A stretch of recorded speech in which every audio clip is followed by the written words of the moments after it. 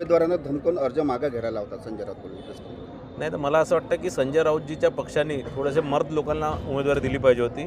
जे लोक कोणाच्या धमकीने जर विड्रॉ करत असणार तर असे नामर्द लोक सामान्य जनतेलाही पाहिजे नाही की जे कोणा एखाद्याने धमकी दिली आणि यांनी जर विड्रॉ करत असतील यांच्या पक्षाचे कार्यकर्ते किंवा यांच्या पक्षाचे उमेदवार, तर असे लोकांना सामान्य मतदाराला पाहिजेच नाही.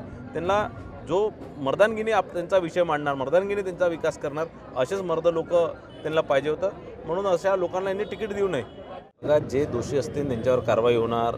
जर कोणी जर पैसे वाटप करताना जर पकडला गेला असणार, रंग्यात पकडला गेला असणार, त्याच्या विरोधात पुरावे असणार तर पोलीस विभाग त्याच्यावर कारवाई करणार. तो कोणत्याही पक्षाचा, सत्ता पक्षाचा असो किंवा विरोधी पक्षाचा असो.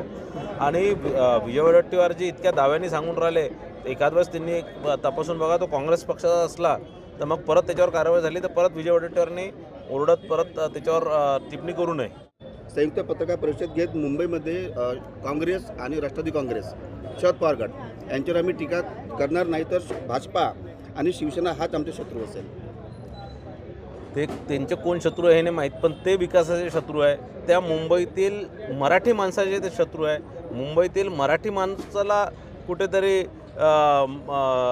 दाबण्याचं काम या लोकांनी मागील अनेक वर्षापासून केलेलं, मराठी माणसाला हातभार करण्याचं काम त्यांनी केलेलं आहे. तर मला असं वाटतं हे दोघंही पक्ष, उभाटा आणि मनसे, हे मराठी माणसाचे खरं शत्रू आहे हे निश्चित आहे.